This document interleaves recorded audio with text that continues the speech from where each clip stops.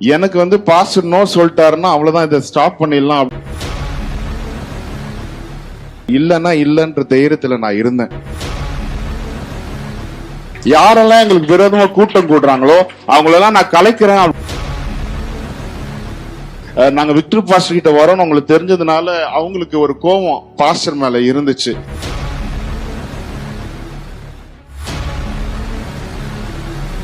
எங்க வீட்டுல ஒரு பெரிய ஒரு விஷயம் நடந்துச்சு. நாங்க ரொம்ப ஒரு நெருக்கடிக்குள்ள போனோம். அந்த டைம்ல பாஸ்டருடைய ஒத்தாசை எங்களுக்கு இல்லைன்னா, ஊழியம் இல்லைன்னா, அவங்களுடைய ஜெபம் இல்லைன்னா இன்னைக்கு நாங்க இருக்க மாட்டோம். குறிப்பா நான் இங்க டெஸ்டிமோனி சொல்றதுக்கு ஒரு பெரிய காரணம் என்னன்னா, பாஸ்டர் அவங்களா இருந்துட்டு இருந்தா நான் இன்னைக்கு சாட்சி சொல்லி இருக்க மாட்டேன். அவங்க தகப்பனா இருக்கிறதுனாலதான், ஃபாதரா இருக்கிறதுனாலதான் சபைய சேராம இருந்த நான் இங்க வந்து நான் டெஸ்டிமோனி சொல்றேன்.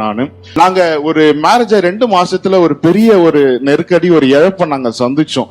அதுதான் ரொம்ப மெயினான ஒரு விஷயம். அது நடந்த உடனே எங்க சொந்தக்காரங்களாம் ரொம்ப நெருக்கடி எங்களுக்கு கொடுத்தாங்க. அப்பா கூட பிறந்தவங்க பயங்கர பிரச்சனை பண்ணாங்க வீட்டுக்குள்ள பூந்து. அப்புறம் பாஸ்டர் அவங்க எல்லாத்தையுமே திட்டம் தெளிவுமா சொல்லி அவங்க ஒரு விஷயத்துக்கும் ஜெபிக்கும் பொழுது அவங்க பிரச்சனை எதுவுமே இல்லாம போச்சு. ஒண்ணு. அடுத்தது என்ன ஆச்சுன்னு பாத்தீங்கன்னா, கரெக்டா ஆண்டவர் 1 வருஷம் வெயிட் பண்றாரு. அந்த 1 இயருக்கு அப்புறம் ஆண்டவர் நியாயம் செய்ய ஆரம்பிப்பாரு, நீதி செய்ய ஆரம்பிப்பாரு. நீங்க அதை பாப்பீங்கன்னாரு. கரெக்டா அந்த 1 இயர் முடிஞ்சதுக்கு அப்புறமே ஆண்டவர் ஒருத்தரையும் நியாயம் செய்ய ஆரம்பிச்சார். யாரெல்லாம் எங்களுக்கு விரோதமா கூட்டம் கூடுறாங்களோ அவங்களெல்லாம் நான் கலைக்கிறேன் அப்படின்னு சொல்லி அவங்க சொன்னாங்க.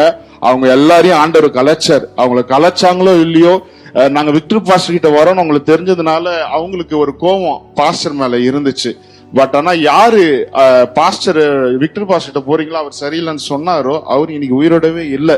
ஆண்டவர் வந்து அந்த 1 இயருக்கு அப்புறம் ரிவெஞ்ச் எத்த ஃபர்ஸ்ட் பர்சனே அவர் சொன்ன முதல் ஆளு தான். அவரு இன்னைக்கு இல்ல.